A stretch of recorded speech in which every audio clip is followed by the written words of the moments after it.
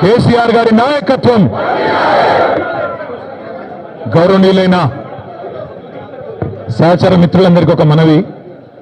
ముందుగా ఈ రాష్ట్రంలో గత 18 నెలల అరాచక పాలన వల్ల, ముఖ్యంగా రైతులకు ఇచ్చిన మాట తప్పి మోసం చేసిన కాంగ్రెస్ ప్రభుత్వం యొక్క వైఖరి వల్ల ఆత్మహత్యలు చేసుకున్న 600 మంది అన్నదాతల కోసం, 600 మంది రైతన్నల కోసం ముందుగా ఒక్క నిమిషం నివాళి అర్పించి ఆ తర్వాత మనం మాట్లాడుకుందాం. దయచేసి అందరూ కూడా మౌనంగా ఒక్క నిమిషం లేచి నిలబడవలసిందిగా అందరినీ కోరుతాం.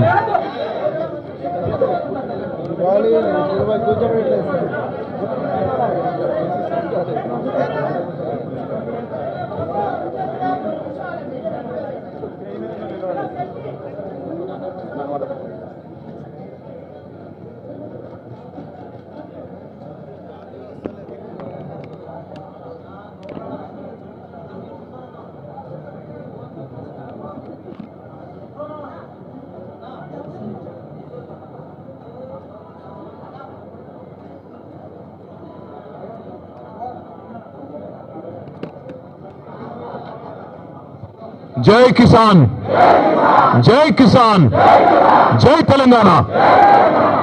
గత 18 నెలలుగా రాష్ట్రంలోని 70 లక్షల మంది రైతుల్ని, అట్లాగే కోట్లాది కుటుంబాల్ని నోటికొచ్చిన హామీ ఇచ్చి, నోటికొచ్చిన వాగ్దానం చేసి, మొత్తంగా 420 హామీలు, 6 గ్యారంటీలు, 100 రోజులు అని డైలాగులు కొట్టి ఆఖరికి గ్యారంటీ కార్డులు ఇచ్చి, అఫిడవిట్లు రాసి, బాండ్ పేపర్ మీద రాసి మోసం చేసి గద్దెనెక్కి 18 నెలల తర్వాత కూడా ఒక్కటంటే ఒక్క హామీ నిలబెట్టుకోగా మీదికెళ్ళి తెల్లారి లేస్తే రంకెలు, తెల్లారి లేస్తే అరుపులు, గావు కేకలు, బూతులు, ఇది తప్ప 18 నెలలుగా చేసిందేమీ లేదు.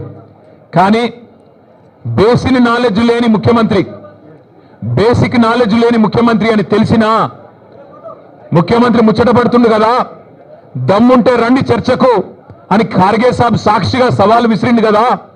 కేసీఆర్ వస్తాడా, కేటీఆర్ వస్తాడా, ఎవరు వస్తారో రండి అని తొడగొట్టిండు కదా. వస్తాడేమో అనుకొని ఇక బేసిక్ నాలెడ్జ్ లేదు కాబట్టి ఓ 72 గంటల టైం తీసుకో, ప్రిపేర్ అయ్యి రా, నువ్వు ఎక్కడికి రమ్మంటే అక్కడికి వస్తాం. ఒకవేళ ఎందుకంటే నీకు మాట మీద నిలబడే అలవాటు లేదు కాబట్టి, నువ్వు మాట తప్పుతావని తెలుసు కాబట్టి, నీకు జూలై 8 నాడు 11 గంటలకు మేమే ప్రెస్ క్లబ్కి వస్తాం. ప్రెస్ మిత్రుల సాక్షిగా ఒక న్యూట్రల్ వెన్యూ మీద రాష్ట్రంలో మీడియా సాక్షిగా, రాష్ట్ర ప్రజల సాక్షిగా ఎవరేం చేసినరో రాష్ట్ర రైతాంగానికి, రాష్ట్రంలోని యువతకు 10 ఏళ్ల కేసీఆర్ ప్రభుత్వం ఏం చేసిందో, 18 నెలల నీ ప్రభుత్వం ఏం చేసిందో తేల్చుకుందాం రమ్మని ముఖ్యమంత్రి గారు సవాలు విసిరితే స్వీకరించి నేను వస్తా అని చెప్పిన. వస్తాడేమో అనుకున్న ముఖ్యమంత్రి, పోనీ ముఖ్యమంత్రి రాకపోతే ఆయన తరపున ఒక బాధ్యత గల్ల ఉప ముఖ్యమంత్రినో, ఒక వ్యవసాయ మంత్రినో, లేదా మరొక మంత్రినో పంపుతారేమో అనుకున్నా. కానీ వాళ్ళ తేలిపోయింది, రేవంత్ రెడ్డికి రచ్చ చేయడం వచ్చు తప్ప చర్చ చేయడం రాదు అనేది మాత్రం కారాఖండిగా తేలిపోయింది. రేవంత్ రెడ్డికి బూతులు మాట్లాడడం వస్తుంది తప్ప రైతుల గురించి మాట్లాడడం మాత్రం రాదు అనేది స్పష్టంగా తేలిపోయింది. ఇవాళ బేసిక్ నాలెడ్జ్ లేని ముఖ్యమంత్రి, ఆయన ఇరిగేషన్ అధికారుల సమావేశంలో తాను ముఖ్యమంత్రి అనేది కూడా మర్చిపోయి ఏ ప్రాజెక్టు ఏ నదీ బేసిన్ లో ఉంది అని ఒక చిన్నపిల్లగాడు అడిగినట్టు అడుగుతుంటే, ఈయననా మన ముఖ్యమంత్రి అని చెప్పి, ఈయననా మనకు న్యాయం చేసేదని చెప్పి రాష్ట్రంలోని రైతులు ఇవాళ బాధపడే పరిస్థితి.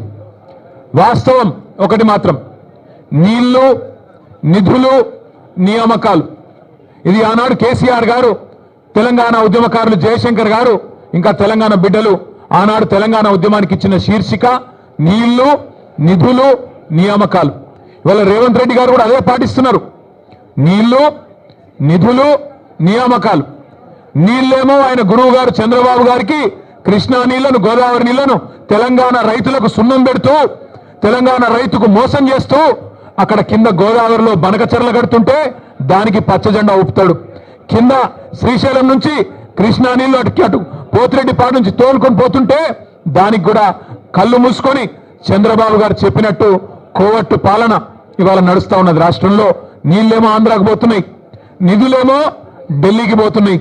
ఈ నియామకాలు ఆయన తొత్తులు కొంతమందికి ఇచ్చుకొని వాళ్ళనే చూసుకొని మురిసిపోతా ఉన్నాడు. నేను అడిగిన ఒక కాంగ్రెస్ నాయకుడు ఫోన్ చేసిండు, ఎందుకన్నా ఇదంతా అని. నేను అడిగినా, మరి మీ ముఖ్యమంత్రి పిలిచిండు కదా, ఎక్కడ వేయండు అన్నా. ఢిల్లీకి వేయండు అన్నాడు. ఎందుకు